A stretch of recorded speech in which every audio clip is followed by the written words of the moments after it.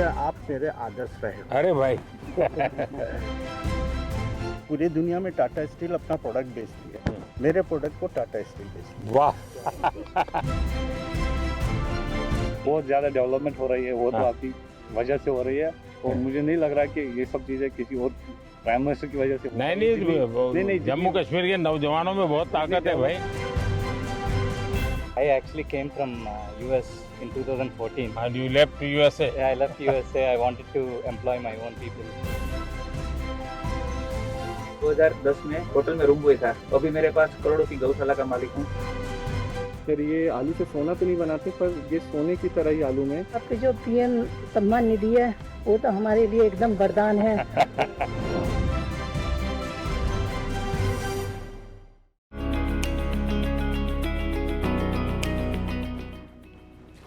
राम राम। हरियाणा के हिसार जिले का हूँ जी मैंने काबली चना बोने से खेती शुरू की जी। तो पहले ये थोड़ी कितने साल पहले किया आपने? 4 साल हो गए जी। अब 10 क्विंटल प्रति एकड़ से पैदावार मिलती है मेरे काबली चना की। कुछ तो क्रॉप ऐसा है कि जिसके बीच में भी डाल दे तो भी दलहन होता है। हाँ। तो एक अतिरिक्त कमाई होती है, थोड़ी मेहनत पड़ती है। तो और भी किसानों को लगता है कि हम भी दलहन की तरफ चलें, अपनी जमीन फिर से जिंदा हो जाए। हाँ लगे हैं जी, ऐसा सोचते हैं। मैं ये बताता हूँ किसानों को कि भी हम दलहन की फसल चना की बोएंगे तो हमें ये फसल तो मिलेगी और अगली फसल के लिए भी चना हमारी ज़मीन में या अन्य दालों वाली फसलें कोई भी और हमें हमारी ज़मीन में नाइट्रोजन छोड़ती है, तो अगली फसल भी अच्छी होती है। जीवन में ऐसा पहला मौका मिला है कि हम प्रधानमंत्री से मिले हैं। बड़े अच्छे प्रधानमंत्री हैं, किसान से और एक साधारण आदमी तक वो लगाव रखते हैं। और मैं किसान उत्पादक संगठन अभी देख रहा हूँ सर, मैं उसमें सीईओ हूँ और मैं खेती भी करता हूँ दाल की। हमारे 16 बीघा जमीन है घर की, मैं चना करता हूँ जी। और हमने महिलाओं के 20-20 महिलाओं का ग्रुप बना रखा है गाँव में, तो हम उनसे चना लहसुन पापड़ ये बना रहे हैं, क्योंकि हमारे जो ऑडियो पे उसमें लहसुन। अच्छा, वहीं पर उसका आपका प्रोडक्ट भी कर लेते हैं? हाँ। तो किसी प्रोडक्ट का नाम रखा है कि जो हमारा गाँव दुगारी है सर, उसी के नाम से हमने ब्रांड नेम रखा है दुगारी वाले। अच्छा हाँ, चना लहसुन पापड़, दुगारी वाले चना लहसुन पापड़। तो लोग ले जाते हैं? जी सर, हमने है ना, एक तो जैम है, गवर्नमेंट पोर्टल है जैम, उस पर रजिस्टर है, तो सर आर्मी वाले सर उसमें खरीदते हैं। तो पूरे राजस्थान में मालूम है ये सर ऑल इंडिया में सर बिक रहा है सर। अच्छा हाँ। और भी लोग बनाते हैं क्या? लेके आते हैं और भी सर बनाते होंगे सर। हमारे जो किसान की महिलाएं, ये आप सबको खिलाना पड़ेगा। हाँ बिल्कुल सर, बिल्कुल। रोंगटे खड़े हो गए थे हमारे कि असर से कैसे मिलेंगे। और जैसे वो आए तो एकदम उनकी चमक देख के हम शब्द नहीं है कि क्या बोले, अब एकदम अलग था वो मोमेंट। दलहन की खेती करता हूँ जी मैं 2013-14 से 1 एकड़ से स्टार्ट करके 13-14 एकड़ तक मैंने चने की खेती की जी। हाँ, पहले 1 एकड़ पे चना किया, बाकी जगह पे दूसरा कर रहे थे। हाँ जी, दूसरा। अभी धीरे आपने इसको बढ़ा दिया। वो मैंने 13 से 14 एकड़ पे ले आया जी मैं। हाँ। और आपकी आय में क्या फर्क हुआ? आय में तो जी अच्छी क्वालिटी के बीज चुनते गए साल दर साल, और पैदावार बढ़ती गई। जो शाकाहारी लोग हैं उन लोगों को तो दलहन से ही प्रोटीन मिलता है।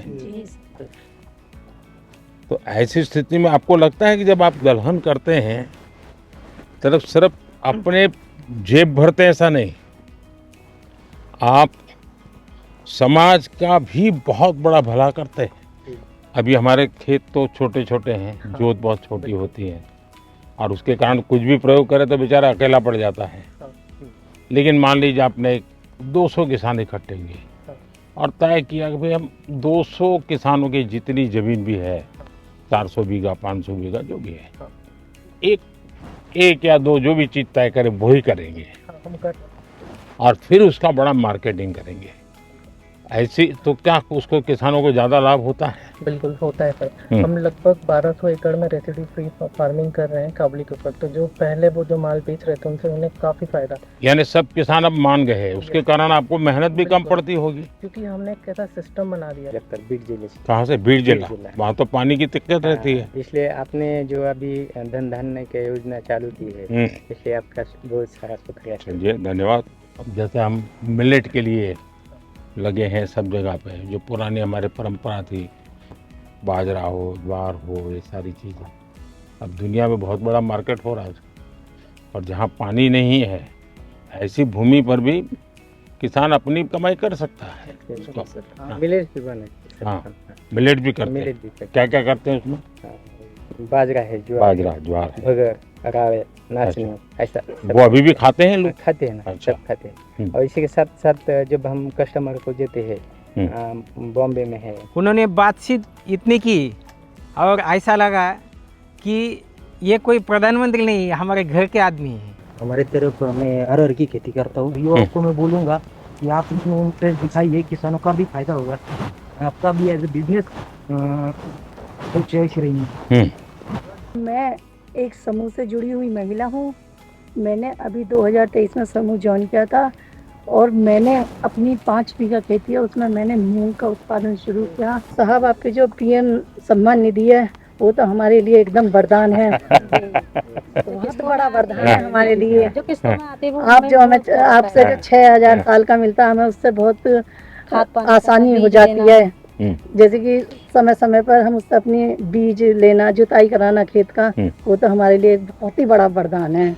अच्छा, कभी ये मन करता है कि धीरे धीरे फर्टिलाइजर कम करें? जी, हम जो क्योंकि कभी हमने ये भी सोचना चाहिए जी, ये हमारी माँ है, उस माँ को अगर हम ऐसी चीजें खिलाते पिलाते रहेंगे तो कितने दिन जिंदा रहेगी? ये बात किसानों में होती है। तो जब उसके दिमाग में ये भर जाता है ना कि भाई मुझे बच्चों को अच्छी जमीन देनी है, ऐसी टुकड़ा नहीं देना है, यानी बिल्कुल धन धान्य से भरी हुई ऐसी जमीन देनी है, तो फिर उसको लगेगा कि मैं नुकसान नहीं करूं। एक काम आप किसान मदद कर सकते हैं। जैसे मान लीजिए किसी के पास 4 बीघा जमीन है, आप उसको एकदम को उसको प्राकृतिक खेती कहोगे तो हिम्मत ही नहीं करेगा, भाई भूखा मर जाऊंगा। लेकिन उसको ये कहेगा भाई ठीक है, हमारी बात मत मानो, इसके 4 टुकड़े कर दो, एक बीघा में हम जो कहते हैं वो करो, 3 में तुम जो करते थे वही करो, 2 साल तक हमारे साथ चलो, तो उसको सफलता मिलेगी। फिर वो 1 के 1.5 करेगा, 1.5 के 2 करेगा, फिर उसका विश्वास है। हम एकदम से कहेंगे नहीं 4 बीघा बंद कर दो और ये कर दो, तो संभव नहीं है। वो खाएगा क्या, बेचा डरता है वो। मैं चने और मसूर और उड़द की खेती करता हूँ सर, और वैसे तो ज़मीन कम है मेरे पास, 2 एकड़ है, ज़्यादा नहीं, पर थोड़े थोड़े 100 में सर मैं कर लेता हूँ। देखिए, किसान 2 एकड़ में भी मिरेकल कर देता है। उसको जमीन कितनी छोटी है बड़ी है नहीं, उसका दिमाग बहुत बड़ा होता है जी, साहस हिम्मत बहुत बड़ी होती है। अच्छा, आपको कभी ये विचार आया कि चलो मेड पर हम बाढ़ करते हैं, पड़ोस वाला घुस न जाए, वो भी बाढ़ करता है और 1.5-2 मीटर जमीन हमारी खराब हो जाती है। अगर मिल करके वहाँ सोलर लगा दे, उसका सोलर उधर की तरफ झुकेगा, आपका सोलर इधर झुकेगा, आपकी बिजली आप कमा के बेच के दोगे, वो बिजली वो बेच देगा। हाँ, ये दिशा में जाना चाहिए। सरकार पैसे देती है इसके लिए, उसी दिशा में जाना चाहिए। हाँ। दूसरा एक मुझे लगता है रिचार्जिंग वेल की ओर जाना चाहिए। हमने पानी जो बारिश का आता है नीचे जाए उसके लिए कोशिश करें, तो पानी का लेवल ऊपर आ जाता है, उसका बहुत फायदा होता है। चलिए, बहुत अच्छा लगा। आप लोग बड़े साहसिक किसान हैं और बहुत अच्छी मेहनत करने वाले लोग हैं, लेकिन प्रयोग कर रहे हैं, मुझे बहुत खुशी हुई। क्योंकि हम भाई, मेरे पिताजी भी ऐसा करते थे, मेरे चाचा भी ऐसा करते हैं, मैं भी ऐसा करूँगा। अब हमने नौजवानों को थोड़ा इसमें से बाहर लाना है। पशु मंत्रालय की वजह तरफ से हम लोगों को 50% सब्सिडी मिली है। मेरे पास कुछ गाय थी, अभी 250 के ऊपर गिर गाय है मेरी। स्टार्टिंग में 2010 में होटल में रूम बॉय था, अभी मेरे पास करोड़ों की गौशाला का मालिक हूँ। भारत सरकार ने बहुत बढ़िया सपोर्ट दिया है। तो ये रूम बॉय में से यहाँ कैसे पहुँच गए भाई? तो सरकार की उपलब्धि है सर। आपकी इतनी गाय है तो क्या खुद ही रखते हैं कि गाय लोगों को भी देते हैं? अभी मैंने जो आदिवासी महिला है जो ऑर्गेनिक खेती करती है और गरीब है, उसको मैंने 63 गाय गिफ्ट की है, बछड़ियाँ मेरी तरफ से। हाँ, देखिए, मैं काशी का सांसद हूँ, तो मैं एक प्रयोग करता हूँ। मैंने वहाँ गीर गाय करीब 100 परिवार को दी है और उनसे शर्त की है कि जो पहली बछड़ी होगी वो आपको मुझे वापस देनी है। जो वापस देते वो दूसरे परिवार को देता। 2020 के समय में सर, जब पूरी दुनिया बंद हो गई थी, उसके बाद रिसर्च किया, थोड़ा सा और पढ़ा, उसके बाद डिपार्टमेंट गए हरिद्वार में, तो वहाँ से प्रधानमंत्री मत्स्य संपदा योजना के बारे में पता चला। और मुझे ऐसा लगता है सर वो लाइफ चेंजिंग एक स्कीम है हमारे लिए। और वहाँ से फिर जो मेरे को सब्सिडी के रूप में जो मेरे को असिस्टेंस मिली, उसकी वजह से सर मेरे को बहुत ज़्यादा हेल्प हुई। कितने लोगों को काम देते हैं? 25 के करीब जो लड़के हैं हमारे गांव के, उत्तराखंड के छोटे छोटे गांव से, वो हमारे यहाँ आके सर काफ़ी कुछ सीख के कुछ अलग अलग जगहों पे वो चले गए और अपना अपना थोड़ा थोड़ा काम कर रहे हैं। मेरा सजावटी मछली पे मेरा अच्छा, एक्वाकल्चर पहली बार सर यूपी में शुरू किया। हाँ हाँ, कैसे कर रहे हैं और कहाँ से सारा ट्रेनिंग लिया, क्या सर किया? मैं PhD हूँ, मेरा सब्जेक्ट यही रहा है। तो मैंने सोचा कि मैं बजाय जॉब सीकर के जॉब प्रोवाइडर बनूँ, तो फिर मैंने जो है वहाँ पे स्टार्ट किया गाजीपुर में। दुनिया में एक्वाकल्चर में बहुत काम होता है और भारत में कई विशेषताएं भी है। हमने उस तरफ ध्यान दिया तो बहुत बड़ा मार्केट है। प्रधानमंत्री मत्स्य संपदा योजना एक स्टार्टअप फार्मर्स के लिए बहुत बड़ी होप है। आपका जो सपना है कि गांव अगर समृद्ध होगा तो देश समृद्ध होगा, तो मैं सरायकेला में हाथीमारा गांव में वहाँ पे 125 गरीब जनजाति और हो जाति फैमिली को अडॉप्ट कर लिया और वहाँ पे मेरा इंटीग्रेटेड फार्मिंग का हमने आयाम चालू। आपकी पढ़ाई भी इसमें हुई या पहले से कहीं ट्रेनिंग ली? कैसे मन कर गया इसमें? सर आप मेरे आदर्श रहे। अरे भाई आपने देश को आह्वान किया था कि जॉब सीकर की जगह पे जॉब गिवर बनो। पूरी दुनिया में टाटा स्टील अपना प्रोडक्ट बेचती है, मेरे प्रोडक्ट को टाटा स्टील बेचती है। वाह बढ़िया। सर मेरे आराध्य रहे हैं, मेरे प्रेरणा स्रोत रहे हैं, मेरे गुरु रहे हैं और मेरे पूरे जीवन का इम्पैक्ट उनके छोटे छोटे एडवाइस, उनके छोटे छोटे बातों को लेके परिवर्तित होता रहा है। जी मैं सखी ऑर्गेनाइजेशन से जुड़ी हूँ और हमारा सफ़र 20 महिलाओं से शुरू होकर आज 90,000 महिलाएं 90,000? जी सर 90,000 महिलाएं काम कर रही हैं और वो दूध बेचकर एक अच्छी इनकम ले रही हैं और हमने आज तक 14,000 प्लस लखपति दीदियाँ भी बनाई हैं। आप तो सब मिरेकल बता रही हो। मेरा बस यहाँ अच्छा फिशिंग बोट है, मच्छी वाला हूँ। अभी आपका स्कीम का वजह से प्रधानमंत्री मत्स्य संपदा योजना स्कीम का वजह से आइस प्लांट भी हुआ, कोस्टर जी हुआ। कितने लोग काम करते हैं आपके साथ? मेरे साथ काम करते हैं 100 लोग काम करते हैं। अच्छा, और भी ऐसे लोग हैं जिनको ये विचार आता है? जी सर, इन लोगों भी दूसरा लोग भी अंडमान जो पहले हम लोग को जो ठीक से हम लोग को ये फिशिंग बोट जान ही नहीं सकता सर। आपका स्कीम का प्रधानमंत्री मत्स्य संपदा योजना स्कीम का वजह से अभी बोट भी चल रहा है, अभी आइस भी मिल रहा है सर, यहाँ मच्छी रखने का जगह भी मिलता है सर। मैं कश्मीर से आ रहा हूँ। मैंने एक प्रोग्राम के जरिए आपकी स्कीम के बारे में सुना थी MMSY, तो वहाँ पे जाके मैं उससे मशगूल हुआ, तो मैंने ये कल्चर स्टार्ट किया 3 रेसे से। मेरे अभी 14 एम्प्लॉयज़ है, 14 एम्प्लॉयज़ है और 15 लाख का मेरा मुनाफा हो रहा है साल भर का। बहुत अच्छा मार्केट मिल रहा है और इसके साथ औरों को भी फायदा मिल रहा है। अब तो ये ट्रेन से भी आपका गुड़ जा रहा है तो बहुत जल्दी से आपकी चीज़ें पहुँचेगी। बहुत ज़्यादा डेवलपमेंट हो रही है, वो तो आपकी वजह से हो रही है और मुझे नहीं लग रहा कि ये सब चीज़ें किसी और प्राइम मिनिस्टर की वजह से। नहीं, जम्मू कश्मीर के नौजवानों में बहुत ताकत है भाई। कश्मीर में आपकी दौरान, आपकी हुकूमत के दौरान, गवर्नमेंट के दौरान हुई है। मैं नहीं चाह रहा हूँ कि और वजह से भी हो सकती है। उनसे मिलके मतलब जो थेरेपी हमें पूरी गार्डनिंग करके, पूरी एक्वाकल्चर फार्मिंग करके नहीं मिल रही है, वो आज उनसे मिलके चलते चलते बात हो गई तो अच्छा लग रहा है कि एक नेचुरल थेरेपी सी मिल गई। Namaskaram, sir. Namaskar. So I actually came from US in 2014. And you left USA? Yeah, I left USA. I wanted to employ my own people. And I started with small 10-acre farm, shrimp farming. Now I'm doing 300 plus acres shrimp farming. On top of that, I'm having hatcheries. We're producing seed for 10,000 plus acres. I took benefit from FIDF, sir. And almost I got at 7% interest rate. Wow. So because of that, I was able to expand a lot. Now I have about 200 employees. Sir. Wow, great. Narendra Modi ji was walking towards us. It was a pause moment of my life. It was like a wow situation.